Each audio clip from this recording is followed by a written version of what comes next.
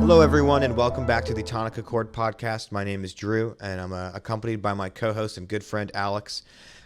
Today on this episode, we're gonna be discussing social democracy and democratic socialism. Are they the same thing? Why are they different?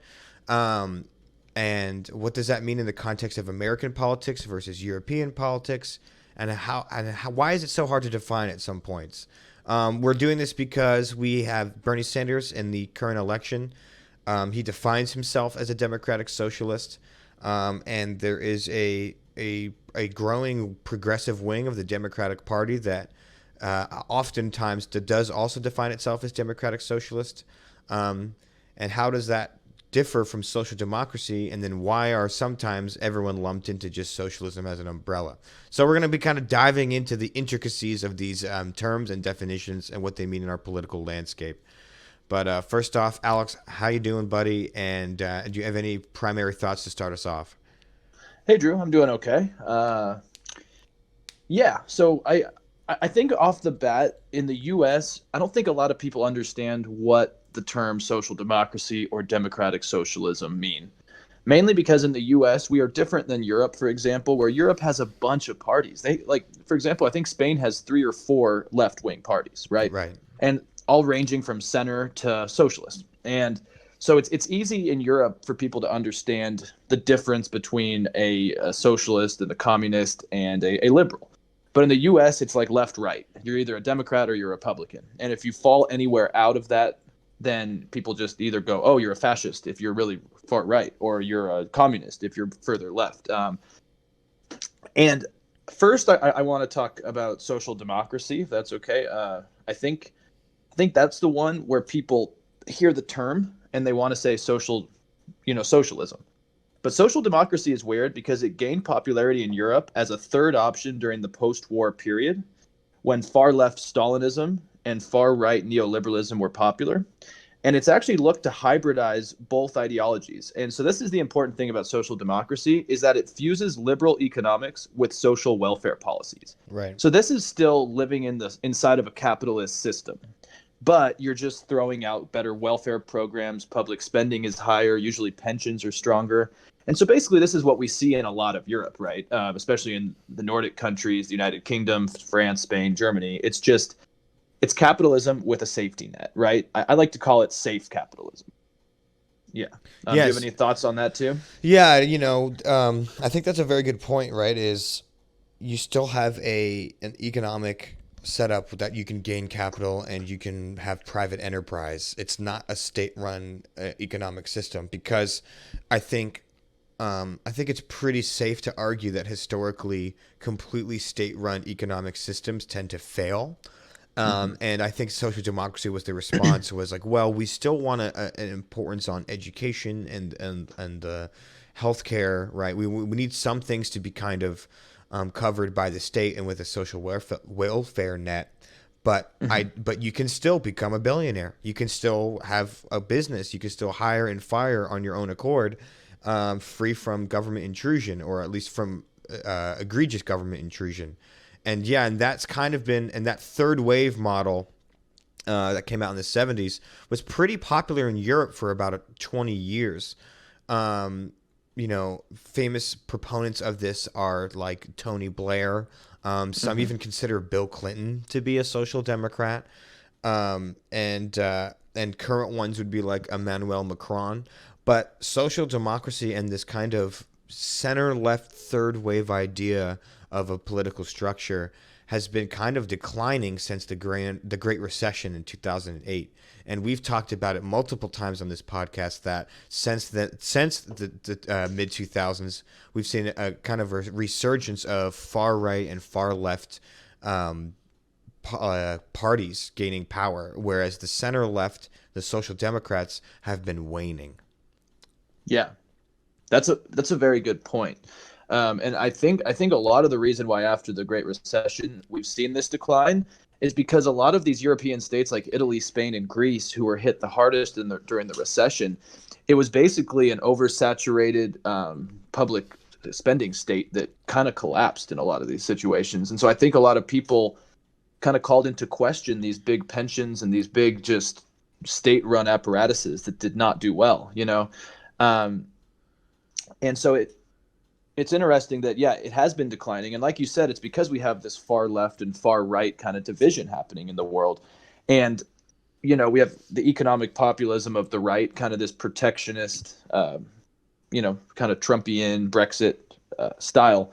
And I think the far left doesn't really want social democracy anymore. I mean, you have AOC, especially, who these people, I think, would almost call social democracy not enough. Right. And so that's why then you have this other idea, and don't get social democracy and democratic socialism confused, because they're not the same thing. And I think a lot of people, I even used to think they were the same thing. It's interesting because democratic socialism is further distinguished from social democracy on the basis is that it wants to commit a systematic transformation of the economy from capitalism to socialism. And so this is very different. So this is a systematic change, which, right, to be honest, through the democratic process is the idea. Is exactly. You would enact a massive change in the economic structure through the current political structure of democracy, whereas socialism, right, just hardcore socialism, is not afraid of violent revolution, right? Obviously, we've seen that happen.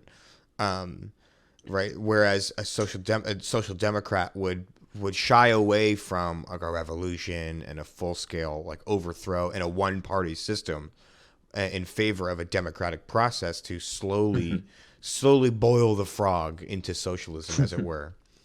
That is very different than a social democrat, where you still have the economic structure of capitalism, but kind of blanketed with social welfare policies and an importance on humanitarianism.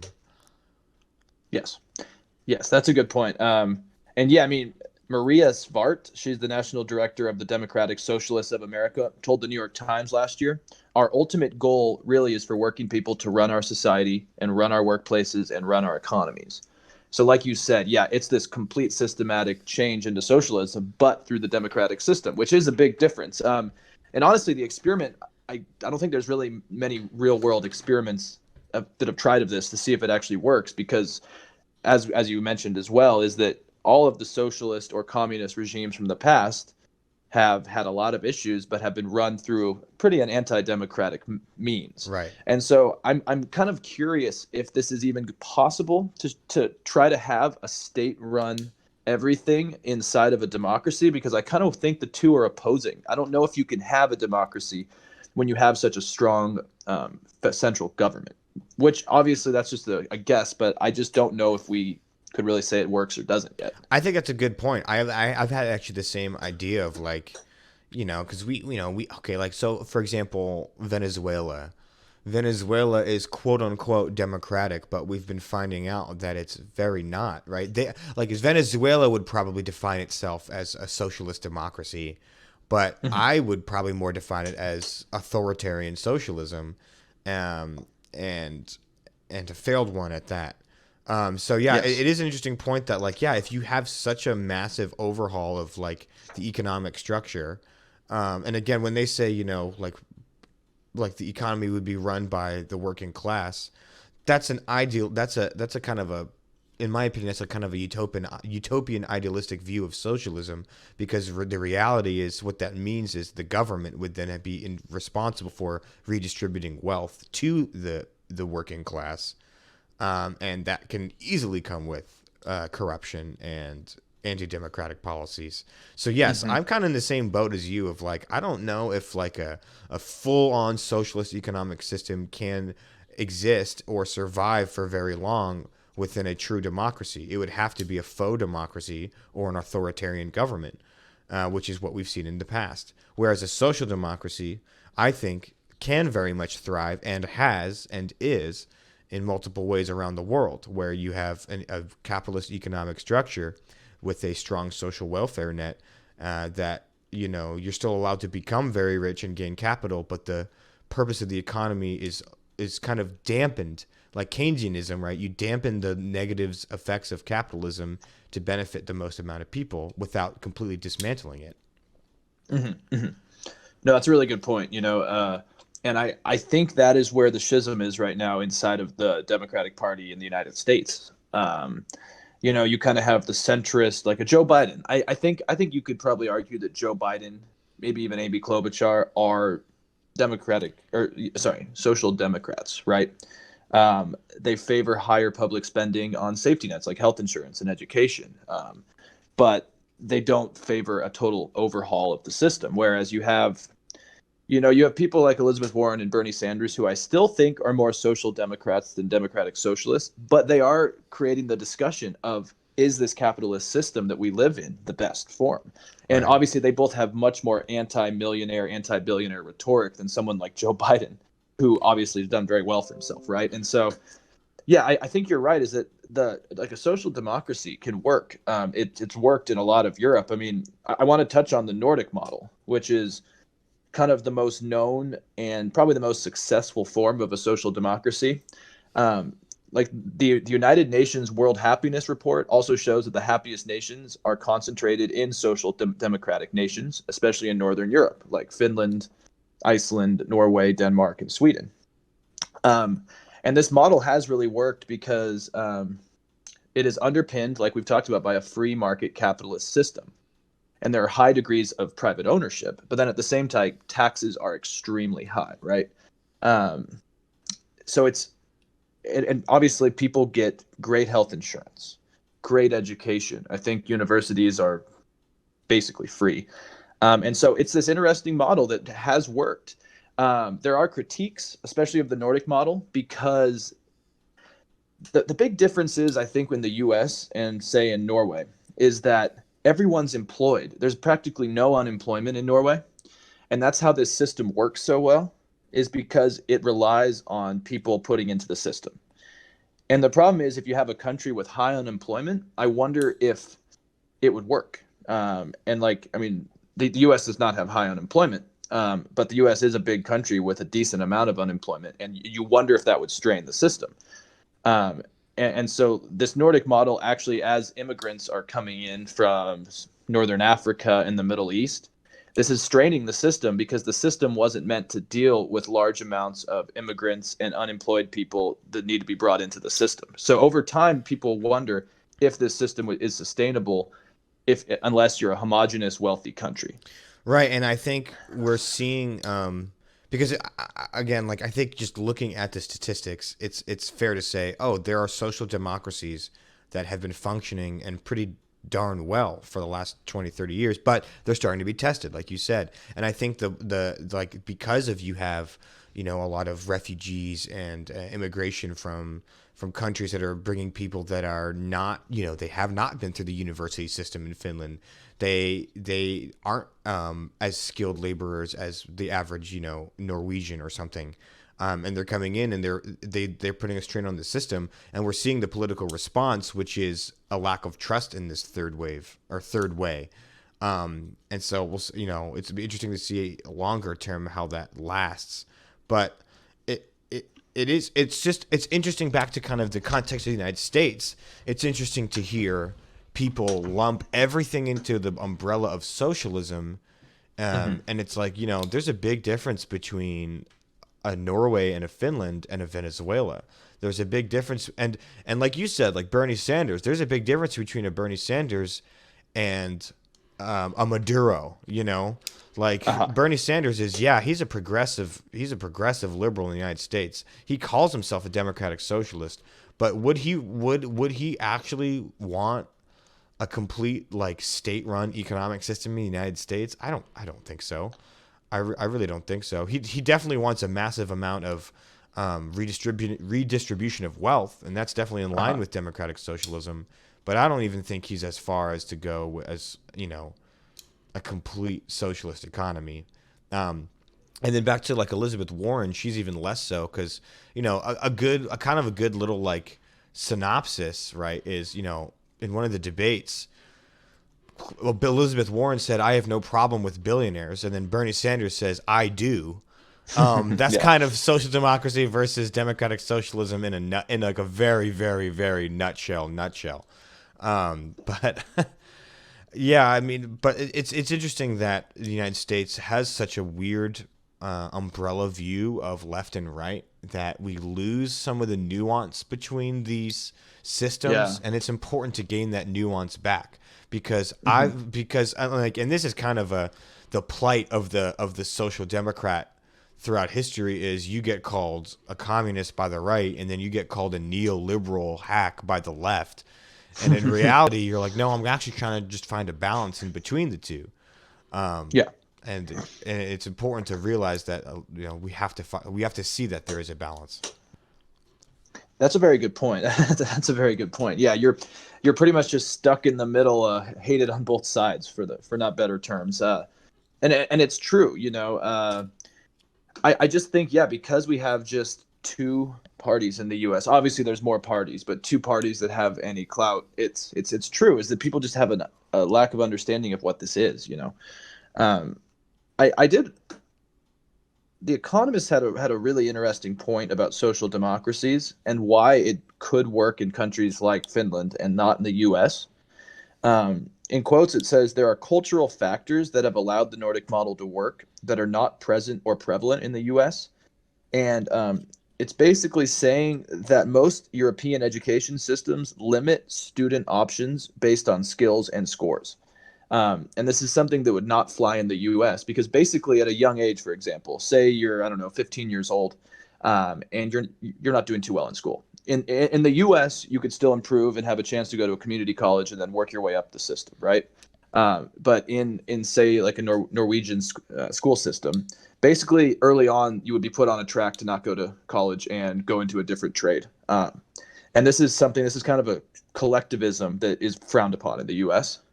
Mm-hmm. And so I don't know if a lot of Americans would be supportive of that, you know, because we have this very private, you know, individualistic, get yourself out of a situation. And there kind of isn't that in some of these Nordic countries where it works. And so I think that would be a big issue that they would have to solve some way. Okay. I mean, I see that. There's definitely a difference in like the culture of how people perceive themselves and their governments. That's for sure.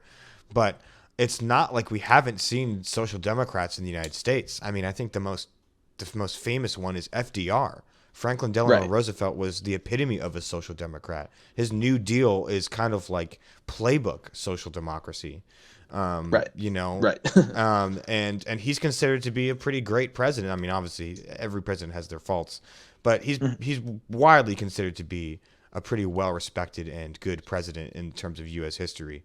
So it's and it's not like the United States hasn't seen anything like it. I mean, again, Social Security, it has it in the name. Social Security is a social is the is an idea birthed out of social democracy. It's not unheard of. But you're right that there is cultural difference in the United States. That the United States is probably less willing to take on social democracy and other things like that sort. I think the biggest one is healthcare. That's going to be the toughest one to do in the United States because it's 1/7 of the U.S. economy. Which so even if you're just saying, oh well, like we need to socialize our medicine, you have to account for a large chunk of the economy that you're going to be changing. It's going to be very complex. In the famous words of Donald J. Trump, who knew healthcare would be so difficult or so complicated? So like the adjusting the United States healthcare system is going to be different than like the Australian healthcare system because of Uh-huh. the scale and the entrenchment in the economy. But it's not That's a very like, good point. but it's not again. But my point is that the United States is no stranger to social democracy. We've seen it come Uh-huh. and go multiple times without. It's not been that crazy. It's not been Franklin Delano Roosevelt wasn't a communist. He was very liberal. Yeah, no, I think that is a point well taken.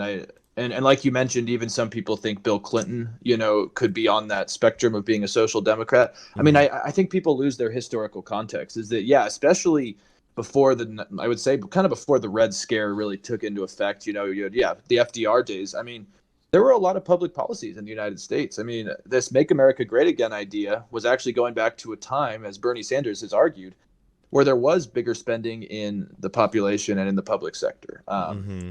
You know, so yeah, I think you're right. I think it's more since the neoliberal paradigm began, is when we've seen that. I think Americans become more entrenched, especially older Americans that grew up, you know, in the '60s and '70s. but like I think millennials and even younger are more supportive of democratic socialism or a social democracy than older people. And so it'll be interesting to kind of see what happens maybe as we get older and our generation starts to be the world leaders. I do wonder if that paradigm is shifting. Obviously, it's too early to tell. But I have an issue though that I just don't. I mean, I think you're right. There are social democrat policies that we've adopted and have used and have worked quite well. But I still wonder if a total even overhaul into social democracy would even work in the U.S. MIT Economics just had a good point that they said there's one issue that can happen over time. Demand for some welfare services tends to increase faster than income, right? It's known as Wagner's law. And I think in a country like the US, that would be a serious issue that you don't have, again, in these smaller Nordic countries. Because the problem is, I think a big country like the US, if it's not handled correctly, could have a lot of economic issues, potentially a recession, and also the other way of having an issue with actual democratic values, So it's tough. It's really tough. It is tough. It is tough. And then you can get into the weeds of something like Wagner's law about like, okay, we can get into the weeds about like, well then where are we using our public finances? Like where, could we perhaps spend less on the military and more on, other social welfare programs? But that can get kind of into the weeds. But yes. I mean, generally, the United States has been less willing to go the route of Europe with social democratic policies. I don't think it would be that much of a problem. Like I don't think that America would have to get rid of its own identity to have more successful social policies. But I also don't think that we need to go the route of full on democratic socialism and change our economic structures. I think someone like I think the ideas of someone like AOC are misguided and are too far. And I mean, her personally, she can't even get some of her numbers right in interviews, which is embarrassing. But yeah, like I don't think that'll happen soon. And again, like we've said, Bernie Sanders is a self-proclaimed democratic socialist. But even he, in the terms of like if you look at it from a European perspective, even he's just more of a social democrat.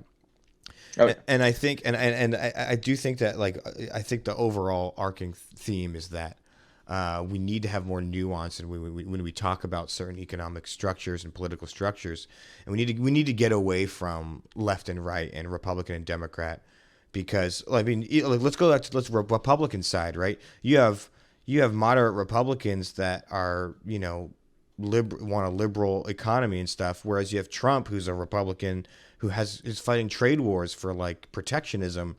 It's impossible and irresponsible to lump those two types of systems together, right? There's not just a Republican way to do something. There's a bunch of different ways that we have to address with nuance. That's a good point. That's a really good point. And yeah, I think that's just the big issue of the U.S. is we don't understand all these political ideologies like potentially people in the United Kingdom or France do, just because, it's just a black and white political structure in the U.S. And, it does seem like that's changing to a certain extent. Because, I mean, like you said, and I agree, I don't agree with AOC's policies because I think it's true the numbers are a little off, to say the least. But, maybe it's good that it's being put out into the limelight, these ideas, because then people can talk, debate, and maybe work on improving these things, over time, you just never know. But like on your point, like the New York Times, says there's a big difference between social democratic policies and ones that would actually shift control of the means of production. Right. But it says that distinction is not clear because a Harris poll conducted in April found that 40% of Americans would rather live in a socialist country than a capitalist one. But what are the terms? What is the sample, and how are you asking the question? Because it's really hard to really know if people actually want a socialist country or just a capitalist country with better benefits, right? So I don't know. It's complicated. Yeah, exactly. I would much rather live in Finland than Venezuela. That's for sure. I want to ask you a question. Do you think so? We've talked about how there was a surge in support for social democracy post 70s with the Third Way, but then it's been kind of waning since the Great Recession of 2008, with these more fringe political movements. Do you see social democracy surviving? Do you see it resurging in the future, or do you think that it's going to continue to wane for a while? That's an interesting question. I think there's kind of two ways it could go. I think for an ideology like social democracy to gain strength again, a country like the U.S. needs to adopt it and it needs to work. Um, because I unfortunately think is that a lot of like you mentioned Venezuela a couple times. I think that when a lot of even Westerners, even in Spain, in France, people when they think of socialism, they think of Venezuela. They don't think of Norway, right? And I think there needs to be a world leader that adopts this policy. And second, I mean the decline. Um, I think the decline is because, like you said, the recession, and also even in the United Kingdom, it's not become popular because after the 1960s, the United Kingdom had a very social democratic government, and the Hill, which obviously is not very center, but they do have an interesting point where they say state socialism ravaged the economy as powerful unions crippled industry with strikes. And since much of industry was nationalized and no longer profit driven, it had to be supported by the government. Consequently, the British industry was significantly outpaced by American, Japanese, and European competitors. And so I don't know if on a historical scale, if some big countries have done well with social democracy. And I think that's why the pendulum has shifted away from it. And so I guess a long way to answer your question, I actually could see democratic socialism becoming more popular than Mm. social democracy. I don't know. What do you think? I think it's a valid point. I think it may. I mean, um, I think the fringe movements like democratic socialism and on the right side are more, I don't know what you would call it, authoritarian protectionism or something. Mm-hmm. Um, yeah, they are gaining, and I actually think social democracy is going to continue to wane. Um, Mm-hmm. I think it's because social democracy represents the status quo. Um, Whether or not it's responsible for some of the woes people face, it's definitely being pointed at as the reason. And I think that people are upset, and I think it's gonna be a while for it to resurge. I think you'd have to have something really bad happen, like you would have to have kind of like another recession, right? I think I Mm-hmm. or global conflict where we realize, okay, maybe things like Brexit are not such a good idea. Maybe we realize trade wars are extended trade wars, again, not just like a short one, but extended trade wars, and the disintegration of alliances around the world are not beneficial. And maybe you might have the pendulum swing back towards the middle with guys, towards like people like Macron. But Macron is one of the few like proponents of the third way left in Europe, and he's not a very popular he's Mm-hmm. not very popular in France among his own people. We've seen the yellow vest protests and everything. So I actually see social democrats and that center left stuff declining for a little bit longer, until there's a breaking point again, like another shift where people realize maybe we kind of liked things in the status quo back in the 90s, like more than we thought we did. That's a very good point. I would completely agree with that. It's true, like you said. I think there would need to be another economic issue for another shift to happen. So yeah, I think that's a very fair point. Social democracy also, I think why people like Macron in France are having issues is mainly because a lot of the ways that they've tried to get to this third option have actually hurt a lot of like working class people, because you've seen these strikes throughout France. And yeah, like environmentalism is great. I think both of us agree on that. But high carbon taxes to pay for some of these programs, all it does is hurt the person that lives out in the countryside who has to drive to work. Right, right. And so I don't know if it's like the way it's been marketed, for lack of a better term now. I don't know if it really appeals to a lot of the working people. That could be a very good diagnosis you just mentioned. Social democracy set out to curb the negative effects of unfettered capitalism, right? It's supposed to, but it might have not done that. It may seem that to the guy that just has to drive his truck from Paris to southern France. He may actually get hurt the most, and the billionaire doesn't. So it would be the reverse aspect of curbing the negative effects of capitalism, and it would actually hurt the positive effects of capitalism, which is helping the everyman.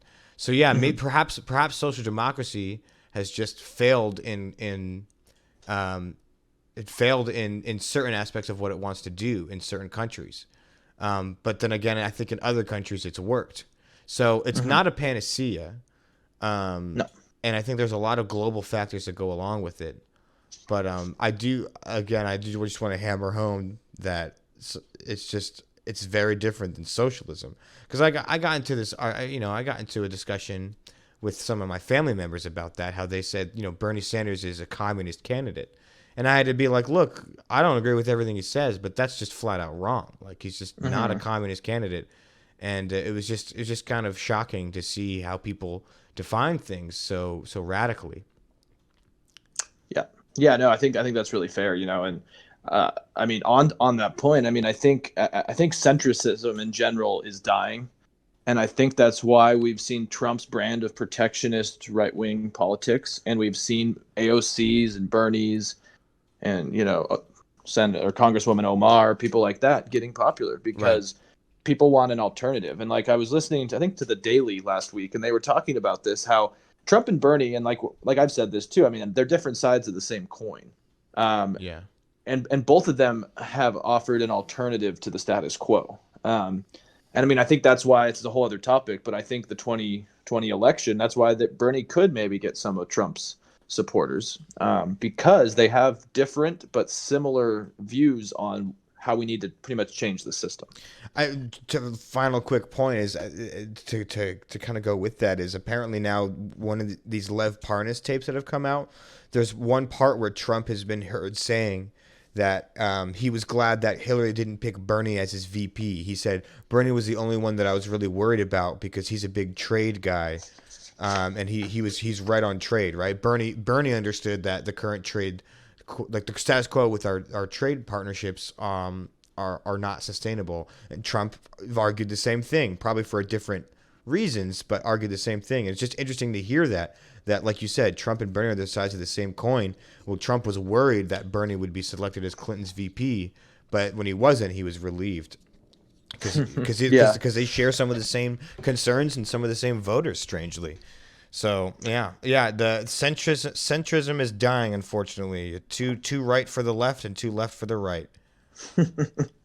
Well, I think that's a good place to leave it, because we can talk about this for hours, but I think this was a fun discussion just to kind of hope to inform people that Bernie's not completely a communist. Yes. Yep. Yeah.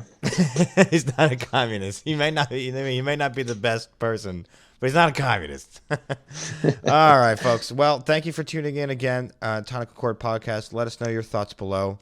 What does a social democracy look like to you? Would